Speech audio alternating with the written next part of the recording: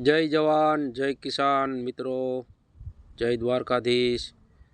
ચાલો આજે આપણે જીરામાં 5મો સ્પ્રે આપણે કરી રહ્યા છીએ। તો આપણે તેની અંદર દવા કહું તો આપણે ટાટાનું આયન આવે,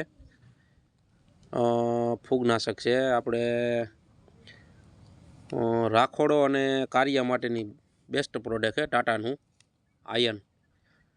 અને મેન્કોઝેબ M45 છે।